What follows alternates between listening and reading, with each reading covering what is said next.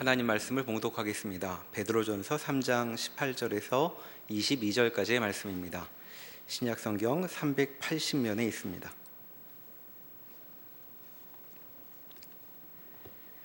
그리스도께서도 단번에 죄를 위하여 죽으사 의인으로서 불의한 자를 대신하셨으니 이는 우리를 하나님 앞으로 인도하려 하심이라. 육체로는 죽임을 당하시고 영으로는 살리심을 받으셨으니 그가 또한 영으로 가서 옥에 있는 영들에게 선포하시니라. 그들은 전에 노아의 날 방주를 준비할 동안 하나님이 오래 참고 기다리실 때에 복종하지 아니하던 자들이라. 방주에서 물로 말미암아 구원을 얻은 자가 몇 명뿐이니 겨우 8명이라. 물은 예수 그리스도께서 부활하심으로 말미암아 이제 너희를 구원하는 편이 곧 세례라. 이는 육체의 더러운 것을 제하여 버림이 아니요 하나님을 향한 선한 양심의 간군이라. 그는 하늘에 오르사 하나님 우편에 계시니 전사들과 권세들과 능력들이 그에게 복종하느니라. 아멘. 지금 이제 사도 베드로는 이제 베드로전서 1장에서부터 이제 3장 우리가 읽었던 이 본문까지의 내용을 이렇게 좀 이렇게 생각을 해보면 이제 우리가 다른 이 신분을 가지게 되었다. 우리가 이제 다른 존재가 되었다라는 그런 이제 이야기를 이렇게 하는 것으로 이 베드로서가 이제 시작이 됩니다. 그리고 이렇게 다른 존재가 된 이들은 어떻게 살아야 되는가에 대해서 구체적인 여러 이렇게 목록들을 이렇게 이야기를 해주고 있죠. 이러한 이야기들은 이제 지난주에 그리고 또 지지난주에 우리 청년부 목사님들께서 이제 계속해서 이렇게 말씀 이렇게 드렸듯이 그냥 여러 교회에서 흔히 들어왔던 그 권면의 일종같이 느껴지기도 합니다. 우리가 주일학교 때부터 들었던 예배 잘 드리고 친구들하고 싸우지 말고 성경 열심히 읽고 착하게 이렇게 바르게 신앙생활을 잘 해라 라고 하는 어떤 그런 권면의 그 연장선상에 있는 것처럼 그렇게 보여지기도 합니다.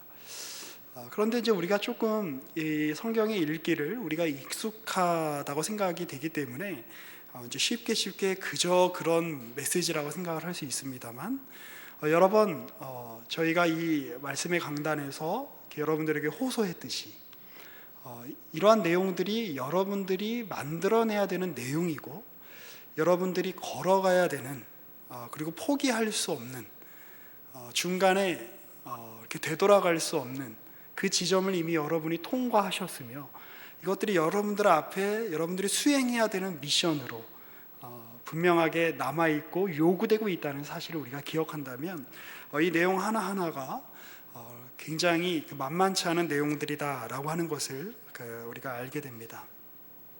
우리는 지난주에 이런 말씀을 봤습니다. 8절 볼까요? 한번 3장 8절입니다. 마지막으로 말하노니, 그러니까 베드로가 3장 8절에서 마지막으로 말하노니 하고도 한 5장까지 쭉 얘기해요. 그래서 베드로도 역시 우리 목사님들하고 굉장히 비슷한 성정의 사람이었나 보다. 끝으로 이렇게 이야기하고 계속 할 얘기가 많은 거죠. 어찌됐건 이 마지막으로 말한다라고 하며 굉장히 그 다음에 나오는 구절은 좀 이렇게 강조하고 싶은 내용이겠죠. 베드로가 너희가 다 마음을 같이하여 동정하며 형제를 사랑하고 불쌍히 여기며 겸손하며 악을 악으로 욕을 욕으로 갚지 말고 도리어 복을 빌어라. 굉장히 우리가 익숙하게 듣는 말씀이죠. 그런데 한번 여러분 떠올려 보십시오. 이게 그냥 저기 네팔에 가면 히말라야가 있어 라고 우리가 지식으로 아는 것과 네팔에 직접 비행기를 타고 가서 어디 카트만두로 들어가나요? 하여튼 들어가서 그 산 밑에까지 K2가 됐건 에베레스트가 됐건 그 산 밑에까지 차를 타고 가서 거기서 원정대를 다시 꾸려가지고 정상을 정복하는 그러한 길을 간다고 한번 생각을 해보십시오. 그렇게 만만하지 않은 거죠. 이 말씀을 이렇게 읽을 때 저도 여러분들에게 이렇게 설교하지만 예를 들어 여기 있는 사람들 중에 모두에게 다 이 말씀을 내가 적용시켜서 사랑할 만한 사람들도 분명히 있습니다. 그런데 이 말씀을 난 도저히 적용하지 못하겠다라고 하는 사람도 있는 것이 우리의 심정입니다. 그렇지 않습니까? 자, 그런데 성경이 말하는 싸움은 이 싸움을 싸우라는 거예요. 우리가 믿음을 갖는다는 것은 어떤 겁니까?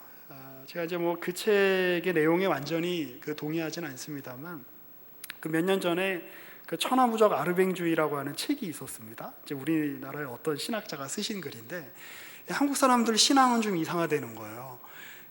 예수를 이제 믿을 때는 알미니우스주의자처럼 믿고, 그러니까 내가 선택해서 예수를 믿은 것처럼 믿고, 예수를 믿고 난 다음에는 교단과 교회와 뭐 교파에 상관없이, 신학에 상관없이 칼빈주의자처럼 생각한다는 거예요. 그래서 우리가 다 이미 구원받았으니 우리는 뭐 이제 어떻게 하든 다 천국에 가는 존재니 마음 놓고 살자라는 식으로 자기에게 면죄부를 부여하는. 근데 저는 좀 약간 반대로 생각해야 맞지 않나 그런 생각이 듭니다.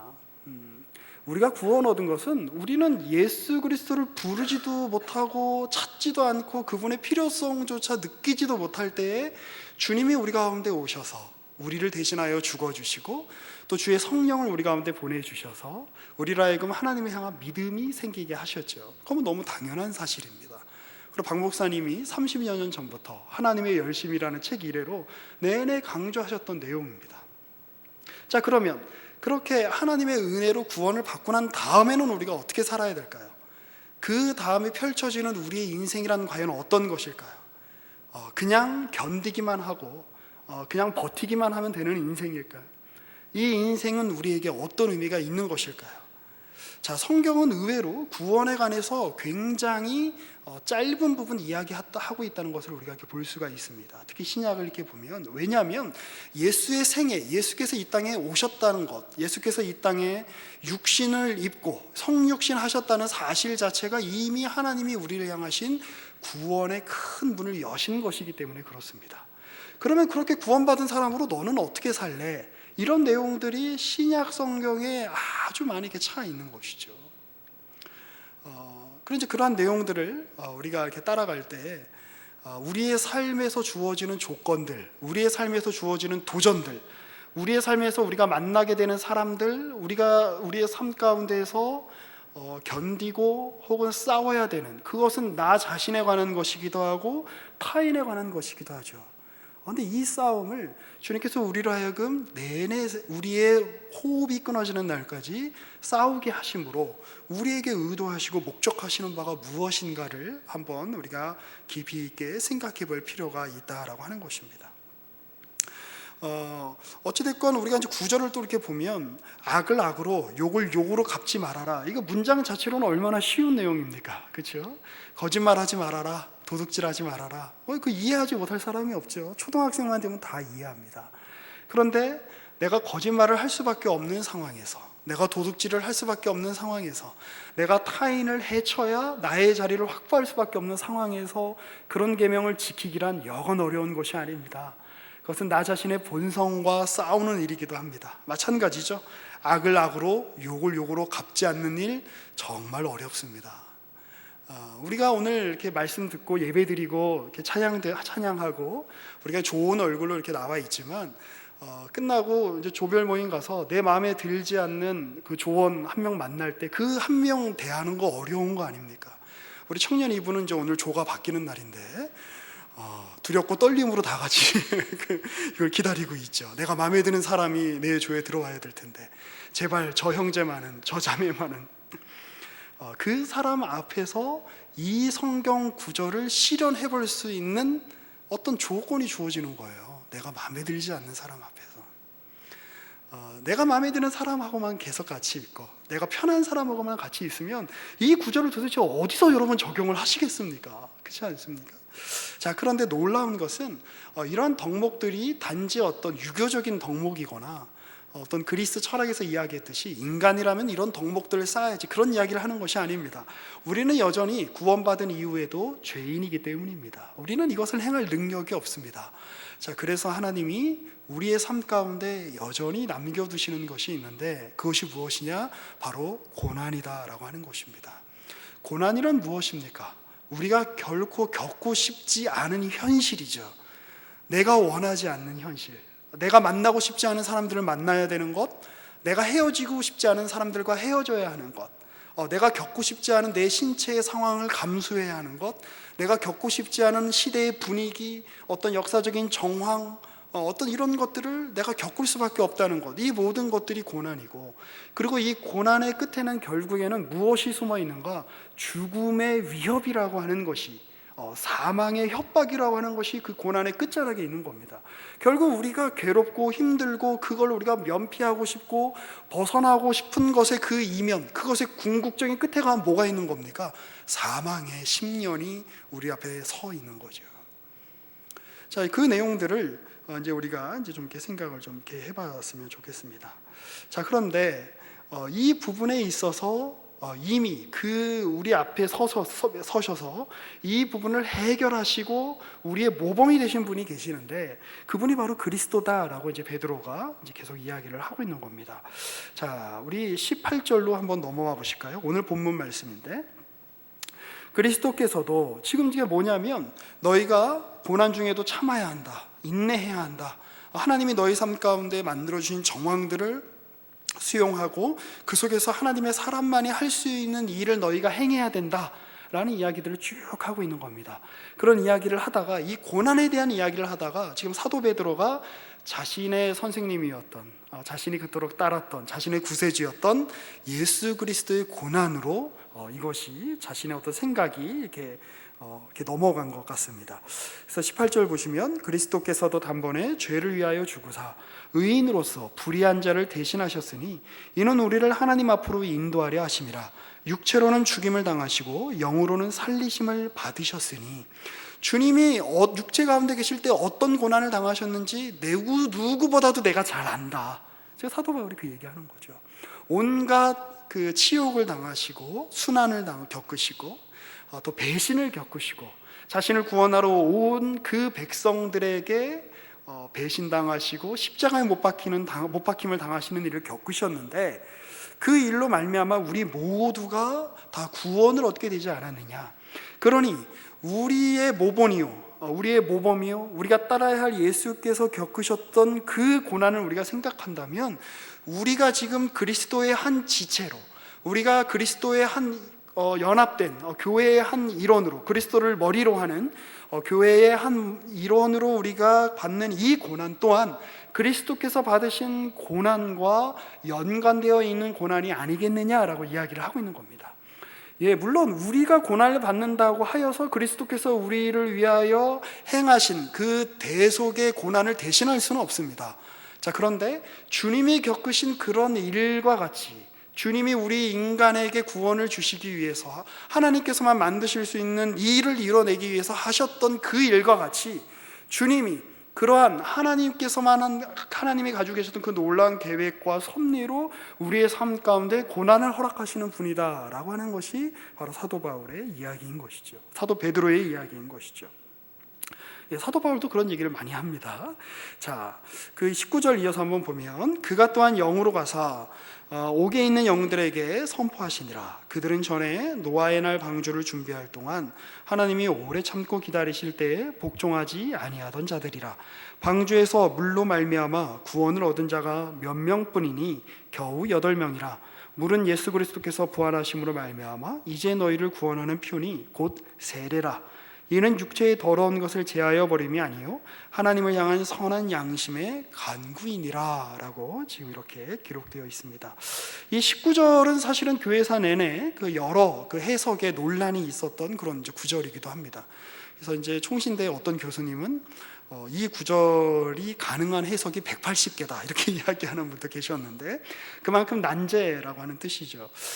이제 로만 카톨릭에서는 이제 이런 구절을 그 어떤 이제 중간 상태, 천국도 아니고 지옥도 아니고 그리스도께서 오시기 전에 일종의 연옥과도 같은 상태에서 이렇게 대기를 하고 있다가 주님께서 십자가에서 죽으시고 그런 연옥과도 같은 곳에 가셔서 이제 복음을 선포하시고 그곳에서 사람들이 그 복음을 받아들여서 천국으로 가게 되었다라는 식의 그런 교리를 이제 펼치기도 합니다. 그런데 이제 우리 그 개혁파와 그리고 이제 정교회와 그리고 이제 우리 그 성경을 이렇게 앞뒤의 맥락과 성경 전체의 맥락을 놓고 봤을 때 그렇게 설명하는 구절이 없습니다. 특별히 성경에서 이 옥이라고 하는 것은 이제 요한계시록의 뒷부분에 가게 되면 사탄과 마귀와 악한 영들이 감금을 당하고 있는 곳이 옥입니다.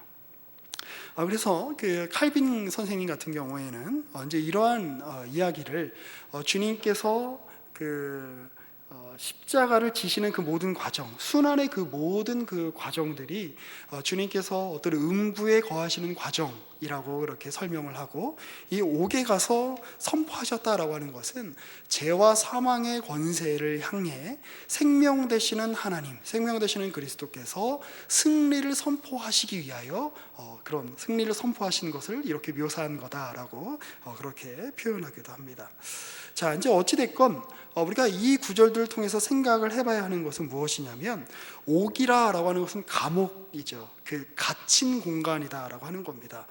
사람들이 하나님을 떠나서 죄를 짓고 난 다음에 죄의 싹슨 사망이라고 하는 이 일의 현실이 아담과 하와에게 그리고 그의 후손들에게 펼쳐지게 됩니다. 그러면 왜 죄를 짓고 난 다음에 죽음의 현실이 다가오게 되는 것일까요? 만약에 아담과 하와가 선악과를 따먹은 다음에 에덴 동산에서 쫓겨나지 않고 영생할 수 있는 생명나무의 열매를 먹게 되었다면 그는 어떻게 될까요? 그는 영원히 하나님과 대적한 존재로 자신의 삶을 끝까지 영원히 그렇게 하나님과 대적하는 존재로 서게 되는 것입니다. 그러니 사망이라고 하는 것은 죄에 대한 하나님의 심판이기도 하지만, 그 죄를 짓는 인간이, 그리고 죄 가운데 있는 인간이 그의 삶을 무한히 연장시키지 못하게 하심으로 말미암아 죄를 한정시키게 하는, 더 이상 죄를 짓지 못하게 하는 역할이 있는 것이죠. 자, 그런데 이것은 어떤 부정적인 효과가 있는가? 하나님이 창조하신 구체적인 창조의 현실인 인생이 끊어지게 되는 일들이 우리가 이제 사망을 통해서 우리가 이렇게 보게 되는 겁니다. 그래서 이 창조의 현실을 바라볼 때에 우리는 하나님의 그 놀라운 창조의 능력을 보게 됨과 동시에 이 창조 세계를 보며 인간이 저지른, 그리고 하나님을 거역하여 하나님 외에 다른 것을 선택하고자 했을 때 우리가 궁극적으로 겪게 되는 것이 무엇인가를 우리가 이 창조 세계를 통하여, 그리고 사망이 들어온 이 창조 세계의 질서를 통하여 우리가 경험을 하게 되는 것이죠. 그리고 그것을 통해 하나님 없이 사는 것의 비참함, 하나님을 떠나 있는 것의 어떤 그 제한성, 그리고 하나님을 떠났을 때의 어떤 그러한 비극들이 이 사망이라고 하는 현실로 표현되는 겁니다. 자, 그런데 창조의 주께서는 우리의 구속의 주이기도 하시죠. 이 모든 세계 만물을, 우주 만물을 지으신 창조의 하나님, 그리고 이 창조의 구체적인 현실로 지구를 지으시고 인간을 만드시고 동식물을 만드시고 산을 만드시고 바다를 만드시고 하는 이 구체적인 이 창조의 현실이라고 하는 것이 전에도 한번 말씀드렸듯이 그리스 신화에서 이야기했듯이 제일 신들 중에 제일 저급한 신인 데미우르고스가 그냥 어쩔 수 없이 무언가 신들의 어떤 완벽한 세계를 흉내내려다가 그렇지 못하고 무언가 오염이 되고 불완전한 세계를 우연에 의해서 어쩔 수 없이 만들어낸 게 이 세계가 아니라고 하는 것입니다. 삼위 하나님의 철저한 경륜과 섭리 속에서 만들어진, 구체화된 것이 바로 이 세계인 겁니다. 그러면 이 세계의 이 구체성, 창조가 펼쳐지는 하나님의 그 모든 주권적인 능력으로, 삼위 하나님의 그 한 분으로 계시는 삼위일체 하나님의 놀라운 능력으로 펼쳐지는 이 창조의 완성이 인간이 하나님을 거부함으로 말미암아 오염되고 왜곡되고, 그리고 그것이 거부되어지는 그 공간이 만들어진 것인데, 그 공간이 바로 사망이라고 하는 공간인 것이죠. 그리고 하나님이 그 귀하게 만드신 그 고귀한 창조물들이 그곳에 붙잡히게 되는 겁니다. 결국엔 다 사망이라고 하는, 죽음이라고 하는 그 감옥에 갇혀서 결국엔 하나님께서 만드신 창조의 본래적인 영광과 존귀와 그 하나님께서 창조 때 의도하셨던 그 커다란 하나님의 그 의도가 실현되는 것이 방해되는 그 장소가 바로 사망의 장소인 것이죠. 그거 바로 옥이라고 그렇게 비유적으로 설명할 수 있는 겁니다. 자, 그런데 주님이 육신을 입으시고 육신으로 이 땅에 오셔서 하나님으로서의 본질은 해치지 않은 채, 전혀 상하시지 않은 채 그의 육신이 죽임을 당함으로 말미암아 사망이 예수 그리스도의 그 육신을 삼킨 줄 알았습니다. 그런데 그 안에 계시는 하나님으로서의 본성 또한 주님이 거부할 수 없고, 사망이 훼손시킬 수 없는 그 하나님의 생명력이, 창조의 주인의 그 능력이 사망을 죽이고 사망을 뒤집어 엎고, 그 사망의 공간까지도 주님께서 거하시는 임재의 공간으로 변화시키시는 것, 그것이 바로 십자가요, 제 주님께서 3일 동안 무덤에 누워 계시는 시간이요, 그리고 부활의 때에 이루어진 일이다라고 하는 것이죠. 어려운 내용이죠. 여러분들 표정을 보니 내가 괜히 이런 설명을 했다 이런 생각이 듭니다. 몇 주 전에 제 6살 나는 아들하고 센과 치히로의 행방불명이라는 아주 훌륭한 그 만화 영화를 봤습니다. 자, 아시죠? 이것도 모르면 안 되죠. 자, 거기 보면 그 가오나시라고 하는 이제 그 요괴가 하나 나오는데 아세요? 이렇게 이러면서 이렇게 돌아다니는. 그래서 이제 이제 주인공이 이제 그 가오나시라고 하는 친구를 이제 집으로 이렇게 들여보내 주죠. 그런데 이 가오나시가 이제 뭐든지 다 먹잖아요. 다 먹죠. 그래서 막 음식 가져와라 그러면 다 먹어서 이렇게 금 주고, 그러니까 사람들이 막 가져와서 막 더 먹이고, 나중에 이제 먹다 보니까 뭐 이제 거기 있는 다른 이제 그 다른 착한 요괴들도 이렇게 막 먹고, 그래갖고 막 난리가 나죠.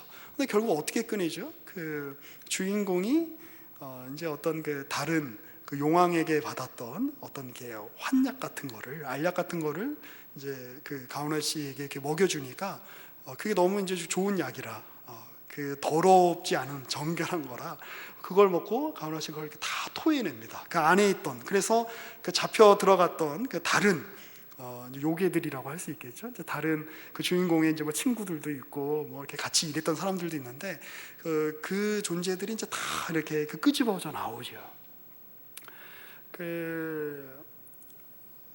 비잔틴 제국에서 아주 이제 유명한 설교가였던 그 요한 크리소스톰이라고 하는 설교가가 있는데, 그분이 이제 이 주님의 죽음에 대해서 설교하면서 이런 내용을 했습니다. 사망은 그리스도의 육신을 삼킨 줄 알았지만 그 죽은 육신은 하나님이셨다. 사망이 그리스도의 육신을 삼켜서 모든 것을 다 하나님 외에, 하나님을 거부하고 하나님이 없는 그 무한의 공간, 그 무적행의 공간으로 자기가 무한히 확장시킬 거라고 생각을 했는데 그 속에 그리스도가 들어가신 거죠. 그리고 삼켜지실 수 없는 분이, 죽으실 수 없는 분이 죽음에 삼켜지셔서 죽음이 그분을 내뱉을 수밖에 없었고, 그 내뱉는 과정에서, 그 토하는 과정에서, 비유적으로 설명하는 겁니다. 토하는 과정에서 그동안 사망이 삼켰던 모든, 사망이 그 주인 행세를 했던 그 모든 인간도 그 내뱉을 수밖에 없었다라는 식으로 이제 그렇게 설명을 합니다. 그 일들이 일어났다라고 하는 겁니다. 그러니 그리스도의 죽음이란 어떤 죽음인가? 살리는 죽음이다라고 하는 거죠. 사망으로 사망을 죽이는 그 죽음. 자, 이어서 이제 어떤 내용들이 이렇게 나오죠? 이 옥에 이제 가서 이제 선포하셨다라는 내용 이후에는 이제 방주의 때, 노아의 방주의 때에도 하나님이 오래 참고 기다리셔서 복종하지 않던 자들에게 하나님이 그들을 기다리셨죠.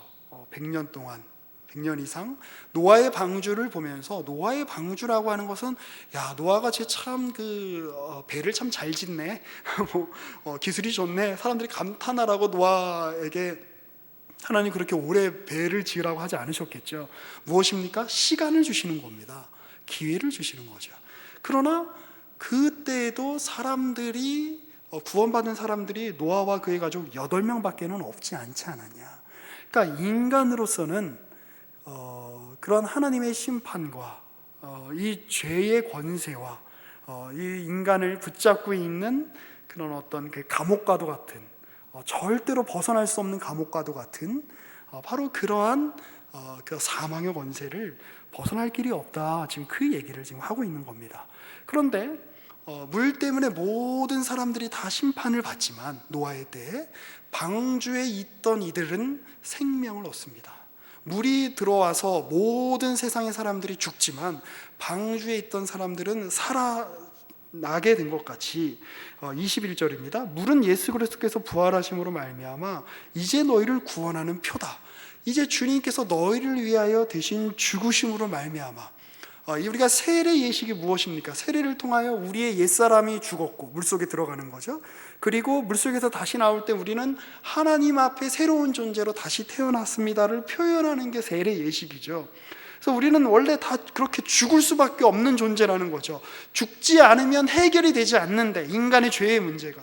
그런데 우리가 죽으면 우리의 생명이 끊어지니 그냥 험으로 그냥 무로 돌아가는 것이, 티끌로 돌아가는 것이 우리의 운명이었는데, 그리스도께서 우리 모두를 방주와 같이 물속으로 주님께서 우리를 끌어안고 물속에 들어가셔서 주님이 그 속에서 우리로 하여금 새로운 존재로, 물의 심판이 지나갔죠. 그러니까 이들은 더 이상 멸망당하지 않습니다. 노아의 방주에 있었던 8명은 더 이상 심판당하지 않습니다. 왜요? 물의 심판이 지나갔기 때문에. 주님이 행하시는 그 심판의 시간이 지나갔기 때문에 주님께서 마찬가지로 우리 모두를 끌어안고 사망으로, 죽음으로 뛰어들어 가셔서 우리를 그 안에서 다시 살리신 일을 하신 분이 바로 그리스도다라고 하는 것입니다. 그리고 주님은 그 일을 자신의 전생애를 거쳐서, 공생애의 모든 삶을 거쳐서 주님께서 그 일을 하셨는데, 그리고 나서 우리가 빌립보서 2장에서 고백하고 있는 것처럼 베드로전서 3장 22절 보실까요? 그는 하늘에 오르사 하나님 우편에 계시니 천사들과 권세들과 능력들이 그에게 복종하게 되었다라고 지금 그렇게 이야기하고 있는 겁니다. 이런 이야기들은 굉장한 그 이야기이죠. 그리고 이런 이야기들은 신약 성경 곳곳에 이제 있습니다. 우리 먼저 또 바울의 설명을 한번 볼까요? 자, 고린도전서 15장 20절부터 보겠습니다. 이 고린도전서 15장은 이제 부활에 관한 이제 그러한 장인데, 이 앞부분에 보면 그리스도께서 부활하셨다, 그러니 우리도 부활하는 게 당연하다라고 이야기를 하죠. 그래서 20절은 이렇게 이어집니다. 그러나 이제 그리스도께서 죽은 자 가운데서 다시 살아나사 잠자는 자들의 첫 열매가 되셨도다. 사망이 한 사람으로 말미암았으니 죽은 자의 부활도 한 사람으로 말미암는도다. 아담 안에서 모든 사람이 죽은 것 같이 그리스도 안에서 모든 사람이 삶을 얻으리라. 우리가 이제 그리스도 안에서 새로운 삶을 얻게 된 새로운 존재가 되었다라고 하는 그 이야기를 지금 하고 있는 겁니다. 그런데 그런 새로운 존재가 된, 그리스도와 함께 부활에 참여하게 된, 새로운 생명을 얻게 된 이 새로운 생명들, 그리스도를 따르는 이들, 그들의 삶에는 무엇이 펼쳐지게 되느냐라고 하는 겁니다. 오늘 그 얘기를 하려고 약간 서론이 길게 된 겁니다. 29절입니다. 만일 죽은 자들이 도무지 다시 살아나지 못하면 죽은 자들을 위하여 세례를 받는 자들이 무엇을 하겠느냐? 어찌하여 그들을 위하여 세례를 받느냐? 또 어찌하여 우리가 언제나 위험을 무릅쓰리요? 형제들아, 내가 그리스도 예수 우리 주 안에서 가진 바 너희에 대한 나의 자랑을 두고 단언하노니 나는 날마다 죽노라. 이거 굉장한 역설이죠. 우리는 죽지 않을 수 있게 된 사람이 되었다. 이제 우리는 사망이 끝이 아니라 사망을 뚫고 들어오셔서 우리를 붙잡으시는 하나님의 손길에 붙잡힌 자들이 되었는데, 그래서 우리는 사망을 아주 당당하게 감수할 수 있는 존재가 되었다, 그 얘기를 하고 있는 겁니다. 그리고 이러한 삶의 자세는 원래 누구에게 보여지던 것입니까? 그리스도에게서 보여지던 것입니다. 바울의 이야기를 좀 더 읽고 그리스도의 이야기로 넘어가 보도록 하겠습니다. 32절입니다. 내가 사람의 방법으로 예배소에서 맹수와 더불어 싸웠다면 내게 무슨 유익이 있으리요? 죽은 자가 다시 살아나지 못한다면 내일 죽을 터이니 먹고 마시자 하리라. 속지 말라. 악한 동무들은 선한 행실을 더럽히나니 깨어 일을 행하고 죄를 짓지 말라. 하나님을 알지 못하는 자가 있기로 내가 너희를 부끄럽게 하기 위하여 말하노라. 나는 사망의 현실, 악한 자가 있는 현실, 맹수가 득실거리는 현실, 나는 그 현실 기꺼이 걸을 수 있게 되었다. 왜? 그리스도께서 사망 가운데 붙잡히셨지만, 포섭되셔서 사망 가운데 삼키시는 것처럼 됐지만, 그 안에, 그리스도 안에 있는 하나님의 본성을 사망이 어찌하지 못하고 그 사망의 공간조차도 하나님이 일하시는 공간으로 바꾸셨다. 그런데 우리는 어떤 존재들이냐? 그리스도와 연합되어 있는 존재들이 아니냐? 그러니 사망이 우리를 삼킨다고 한들, 그 무엇이 우리를 삼킨다고 한들 우리는 망하지 않는다, 이 믿음이 있는 겁니다. 자, 이것은 50절에서 이렇게 이어지죠. 형제들아, 내가 이것을 말하노니 혈과 육은 하나님 나라를 이어받을 수 없고 또한 썩는 것은 썩지 아니하는 것을 유업으로 받지 못하느니라. 보라, 내가 너희에게 비밀을 말하노니 우리가 다 잠잘 것이 아니요 마지막 나팔의 순식간에 호련히 다 변화되리니 나팔 소리가 나매 죽은 자들이 썩지 아니할 것으로 다시 살아나고 우리도 변화되리라.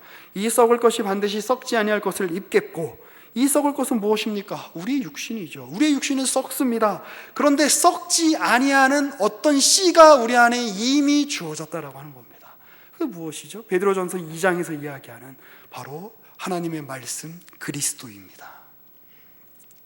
이 죽을 것이 죽지 아니함을 입으리로다. 이 썩을 것이 썩지 아니함을 입고 이 죽을 것이 죽지 아니함을 입을 때에는 사망을 삼키고 이기리라고 기록된 말씀이 이루어지리라. 그래서 이 유명한 구절이 나오죠. 사망아, 너희 승리가 어디 있느냐? 사망아, 네가 쏘는 것이 어디 있느냐? 네가 그렇게 우리를 협박하고 우리를 겁박하며 우리에게 그렇게 겁을 주었는데 그 사망아, 너가 그렇게 쏘는 것, 네가 우리를 협박하던 것, 그리스도 예수 안에서 모두 다 사라졌구나 라고 사도 바울이 담대하게 이야기하는 거죠.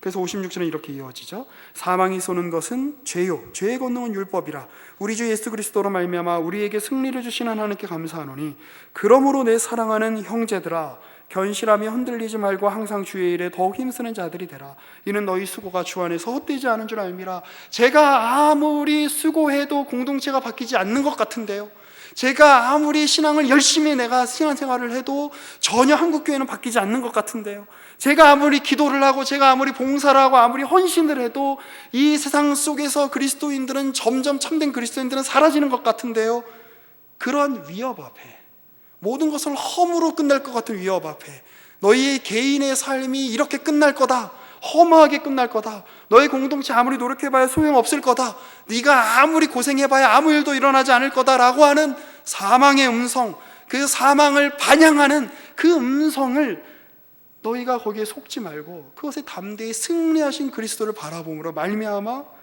흔들리지 말고 너희 수고가 주 안에서 헛되지 않음을 알고 담대하게 살아나가라 라고 지금 사도 바울이 권면하고 있는 겁니다. 우리는 다른 사람들입니다. 우리는 이 세상이 감당할 수 없는 사람들입니다. 자, 누구보다도 그 예수님 곁에 있었던 그 사도 베드로, 우리 굉장히 자주 이제 우리가 인용하게 되는 구절인데요. 그는 이제 이런 실수를 이렇게 저지르죠. 마태복음 16장입니다. 마태복음 16장에 보면 21절부터 한번 보겠습니다. 여러분 잘 알고 계시는 것처럼 이 이전에는 이제 베드로가 주는 그리스도시여 살아계신 하나님의 아들입니다라고 하는 기특한 대답을 하죠. 그래서 주님께서 야, 내가 너 위에 교회를 세우겠다. 근데 큰일 났습니다. 왜냐하면 너는 반석이다, 내 위에 교회를 세우겠다고 하셨는데 베드로가 그리고 나서 바로 흔들려 버리거든요. 교회가 이런 흔들리는 터 위에 서 있어도 되는 겁니까? 그런데 여기에 교회의 신비가 있습니다. 교회는 언제나 베드로 같습니다.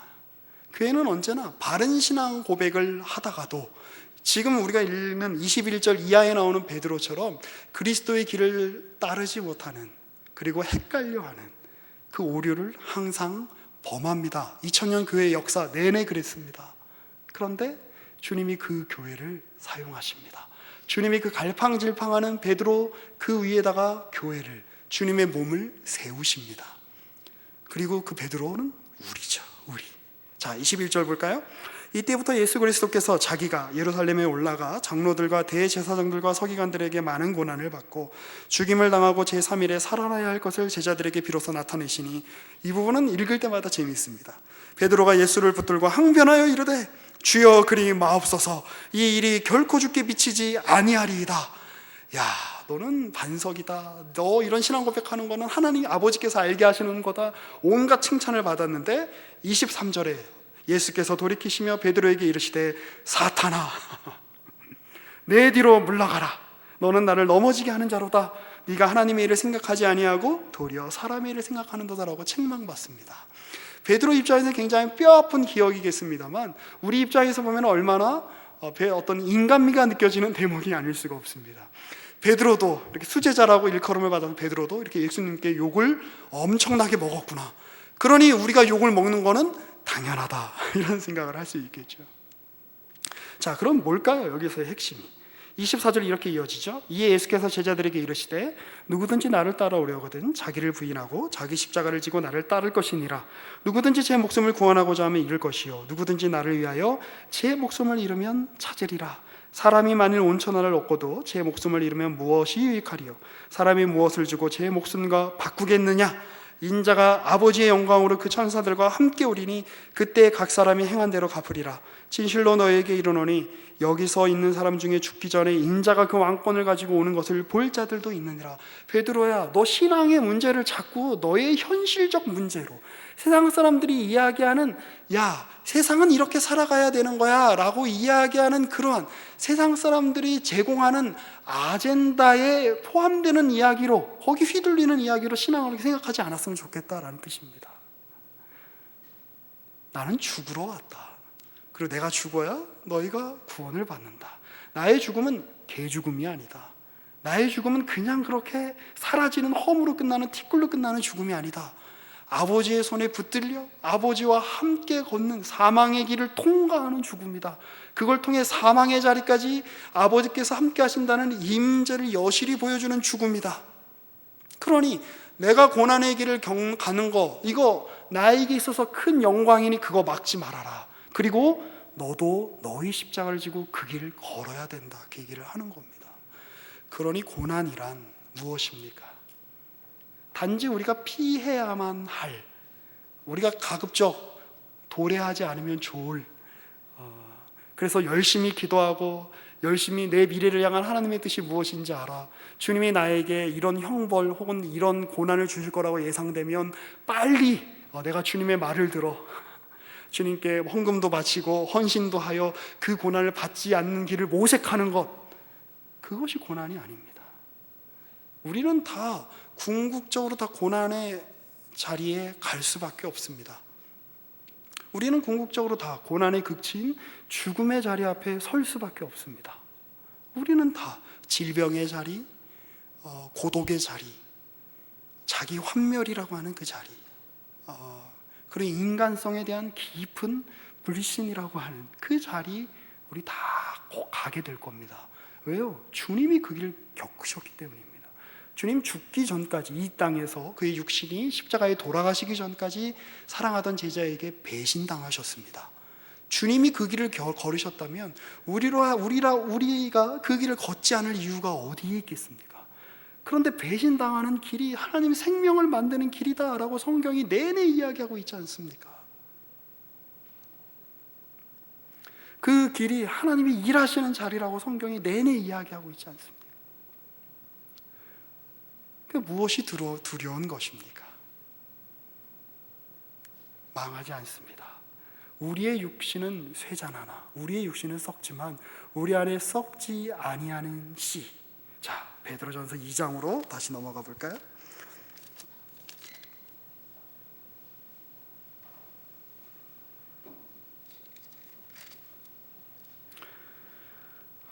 베드로전서 우리 1장부터 우리 한번 보겠습니다. 그 1장 22절입니다.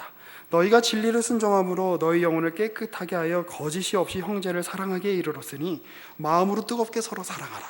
너희가 거듭난 것은 썩어질 씨로 된 것이 아니요 썩지 아니할 씨로 된 것이니 살아있고 항상 있는 하나님의 말씀으로 되었느니라. 그러므로 모든 육체는 풀과 같고 그 모든 영광은 풀의 꽃과 같으니 풀은 마르고 꽃은 떨어지되 오직 주의 말씀은 세세토록 있도다 하였으니 너희에게 전한 복음이 곧 이 말씀이니라. 듣지 않으면, 말씀이 선포되지 않으면 우리가 어찌 듣겠습니까? 우리가 듣지 않으면 어찌 우리 안에서 믿음이 생겨나겠습니까? 주님이 태초에 하셨던 그 말씀, 창조주의 음성이 성육신하신 예수 그리스도로 말미암아 구원의 음성으로 우리 앞에 들려졌습니다. 그리고 우리는 그 음성을 듣는 사람이다라고 하는 겁니다. 그리고 이 베드로전서를 가득 채우고 있는 신약 성경 전체를 가득 채우고 있는 이러한 권면들은 이제 우리가 세상의 음성이 아니라 세상의 말로 우리의 자아와 우리의 정체성을 형성할 것이 아니라 하나님의 말씀으로 우리의 정체성을, 우리의 본성을 형성하라고 우리에게 주어진 말씀입니다. 말은 그것을 듣는 사람의 정체성을 형성하게 만드는 아주 중요한 요소지요. 아이가 그 안에서부터 스스로 엄마라고 하는 대상에게, 물론 대상을 인식하긴 합니다만 엄마라고 부를 수 없을 겁니다. 엄마가 그 아이를 보며 나는 네 엄마다, 엄마 한 100만 번쯤을 해줘야 이 사람이 내 엄마구나 이렇게 이야기하는 거죠. 그 얘기하는 겁니다. 우리는 다른 나라에 사는 존재들이다. 그러니까 나라가 바뀌면 제일 중요한 변화가 뭐죠? 말이 바뀌는 겁니다. 말이 바뀌면 말이라고 하는 건 재미있죠. 그래서 그 사람의 존재 자체가 바뀌는 것처럼 보여지기도 합니다. 우리 그 청년들 중에도 이렇게 보면 이개 국어를 잘 하시는 분들이 있으세요. 이렇게 보면 그래서 이제 한국말을 할 때의 이 사람하고 그 외국어를 쓸 때 이 사람하고 굉장히 다르게 느껴질 때가 있습니다. 우리 이번에 청년 지도자 훈련 갔는데 그 우리 청년 2부에서 섬기는 이제 장훈이 형제랑 같이 갔어요. 한국에서 한국말 할 땐 되게 그저 그렇거든요. 근데 중국말 할 때, 특히 그 음식점에서 주문을 할 때는 카리스마가 장난이 아닙니다. 이거 주세요, 저거 주세요, 이거 빼고 저거 빼고 왜 계산이 틀리나요? 말하면서. 근데 한국에 돌아와서 한국말 쓸 때는 다시 이렇게 또 다른 인격이 있는 것처럼 보입니다. 그겁니다.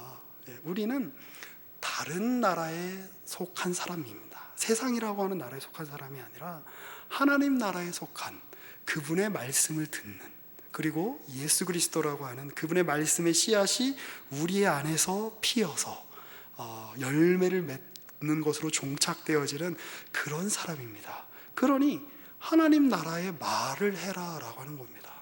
여기서 말이라는 건 단지 립 서비스를 잘하라는 뜻이 아닙니다.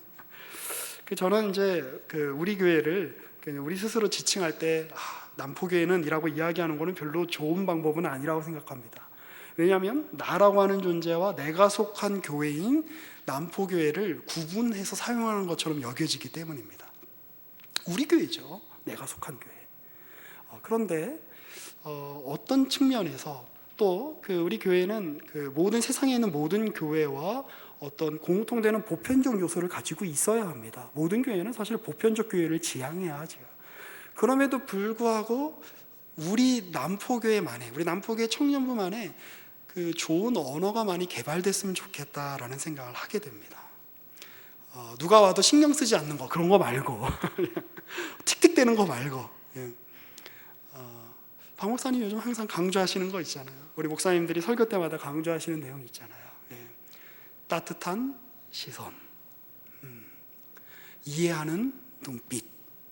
단지 립서비스나 어떤 외향적인 모습만 갖추라는 뜻이 아닙니다. 상대를 깊이 수용하는 마음. 그래, 너 정말 너는 내 취향이 아니다. 취향이 안 맞는 건 어쩔 수 없습니다. 그렇죠? 그 꽁치찌개가 취향이 안 맞는 사람은 못 먹는 거예요. 그렇죠? 그렇게 태어난 걸 어떡해. 그렇죠? 돼지고기가 싫은 사람은 못 먹는 거예요. 그거 태어난 걸 어떡해. 그러나 그걸 먹는 사람을 돼지고기를 먹는 사람 옆에서 이렇게 인상 찌푸리며 볼 필요는 없는 거 아니겠습니까? 수용하는 자세. 그래, 너는 돼지고기를 참 좋아하는구나.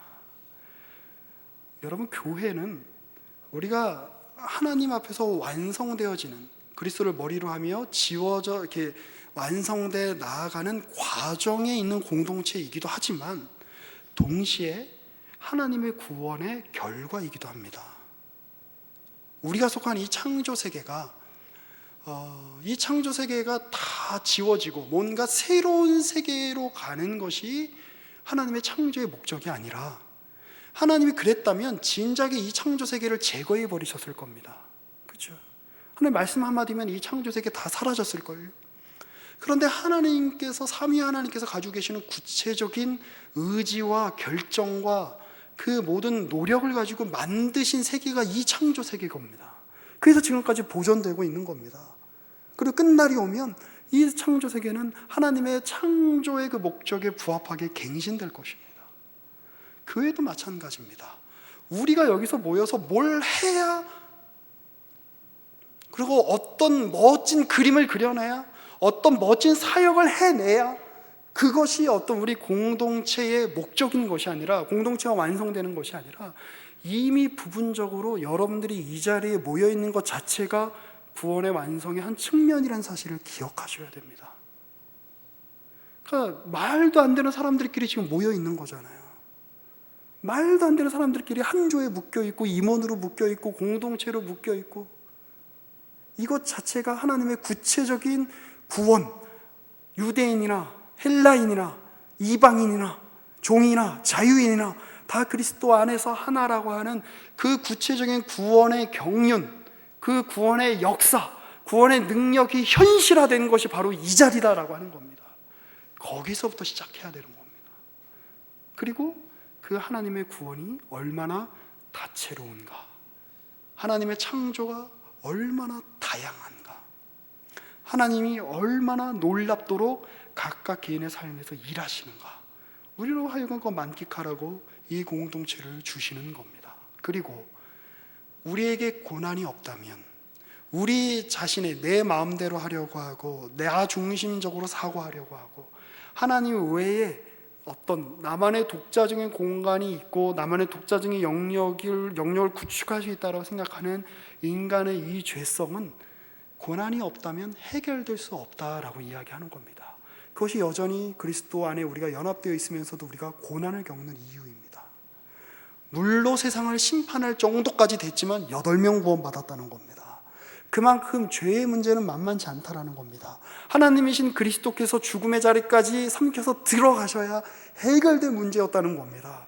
그러니 우리가 우리 삶 가운데 하나님 허락하신 이 고난이라고 하는 것은 우리 육체적으로 보면 견디기 힘든 일이나 주님이 우리로 하여금 더욱더 그리스도 삼위 하나님의 그 연합된 그 깊은 그 교제 가운데 우리를 불러내시고 우리로 하여금 그리스도를 닮아가게 하시며 우리로 하여금 하나님의 형상, 하나님의 모양을 우리 안에 만들어 가시는 하나님의 구체적인 손길인 겁니다. 죽음마저도 위협할 만한, 죽음마저도 넘길 만한 그 큰 고난이 없으면 우리는 우리를 붙잡고 있는 이 죄의 껍질을 깰 수가 없는 것이지요.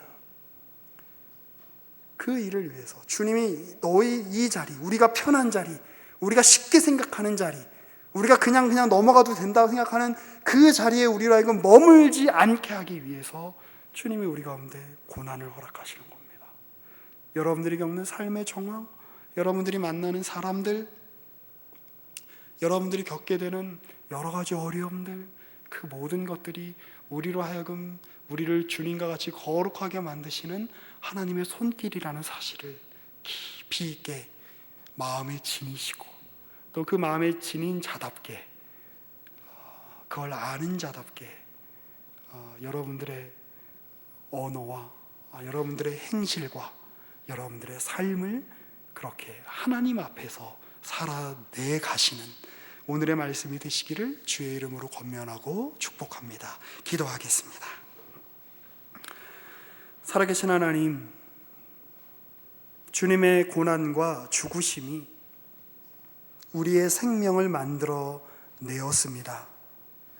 그렇게 그 주님과 연합되어 있는 존재로서 우리의 고난, 우리의 죽음, 또 우리의 삶에 여전히 우리가 겪어야만 되는 이 사망의 고통 또한 주님께서 생명을 드러내시고 주의 나라를 확장해 가시며 창조주께서 펼치시는 그 구속의 드라마, 생명의 그 놀라운 역사의 중요한 수단으로 사용하실 줄을 우리가 믿습니다. 그러니 주님, 우리의 생애를 사용하여 주시옵소서. 우리의 생애 가운데 우리가 겪게 되는 고난과 어려움과 두려움 앞에 그리스도의 길을 쫓는 마음으로 담대히 서는 우리 모두가 될 수 있도록 우리에게 성령께서 소망을 부어 주시옵소서. 우리의 주 예수 그리스도의 이름으로 기도합니다.